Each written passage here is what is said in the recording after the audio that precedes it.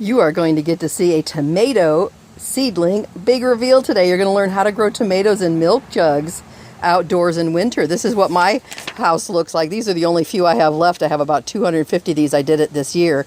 That's what we're growing the tomatoes in. And I am going to do a reveal of all my tomatoes.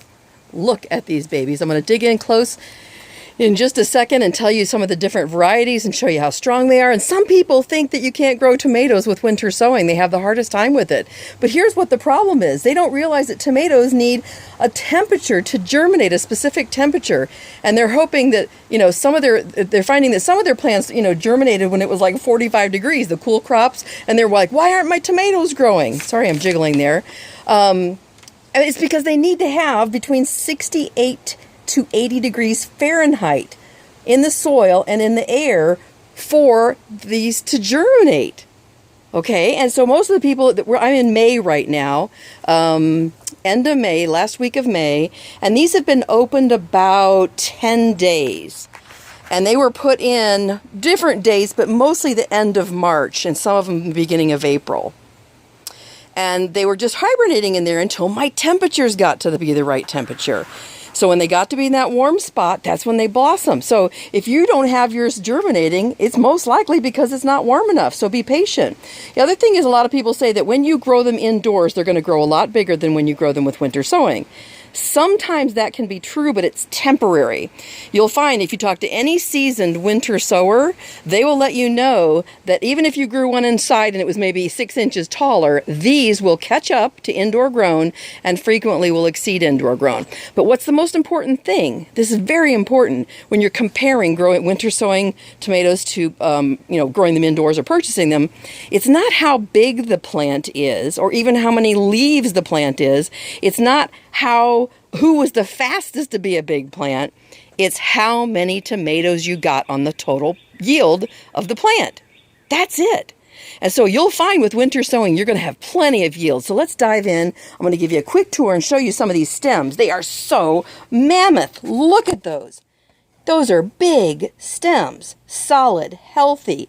Lots of root hairs on them, so you'll bury them really deep. So all those root hairs will turn into roots on the tomato. I've got frosted green Doctor's green cherries. I've got Gardener's Delight right here. Back here you'll see the real look, the old-time look of the hillbilly. That's a different kind of tomato leaf right there. That's an heirloom. I've got some dark queen tomatoes right there. Old Italian tomatoes back there. Look again. Look at those trunks. Beautiful. Here's some more big trunks. I got a Belgian in here, a big one. So these are San Marzano tomatoes for paste. I do those in Amish for paste. Those are old Italian flavor. You really want to get those heirlooms. These are the Boxcar Willie that Ray Browning always talks about, and I got some of those seeds, and they look like they're going to do really well. Again, some big trunks. And the size of the main stem there is what's really important. That shows you how strong these plants are going to be for the next couple months while they're growing your tomatoes. I got the best ones over here, so hang on. Look at this. What's my label say on this one?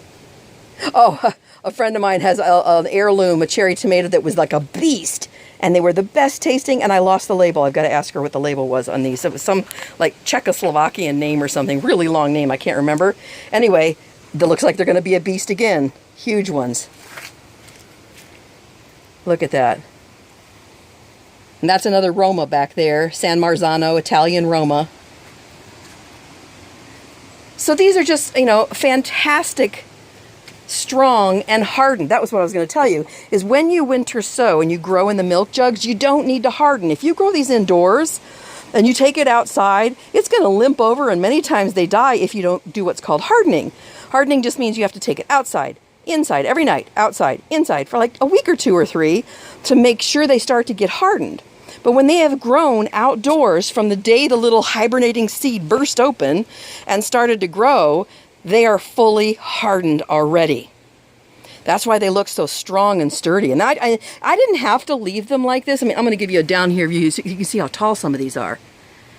I call it acclimating. So it's not hardening, but when I open the lids with certain plants, I like to let them just sit there and get used to the air and their new environment. And sometimes in the very beginning, I'll tip the lids back the first couple nights when they're smaller, and just to get them used to it. But they don't need to be hardened. They don't need to, I just got another bug in my mouth. Every video, I get a gnat. So anyway, these are fully hardened. They're ready to go. Don't compare just your indoor grown size. Compare at the end how much fruit you got, how many tomatoes you got, how big were they, how healthy were they. And if you're skeptical, go ahead and grow some indoors your first year. Buy some and then compare to these, and you'll never use a grow light again. I never have since the first year I got a grow light.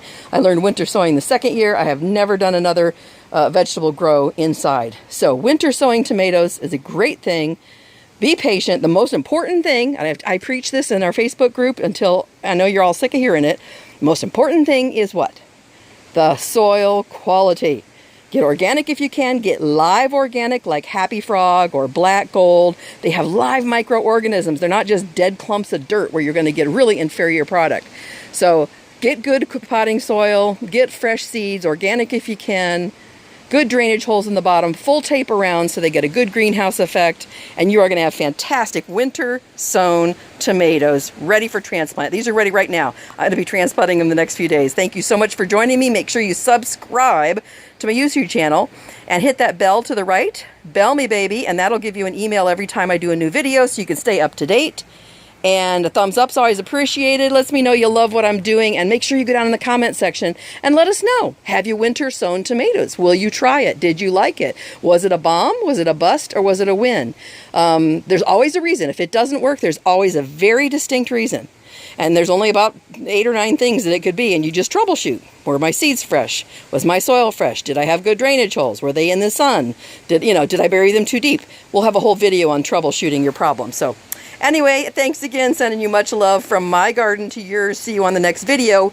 Oh, make sure you watch for the other big reveals. I've got strawberries, asparagus, and some other great reveals for you. Bye-bye.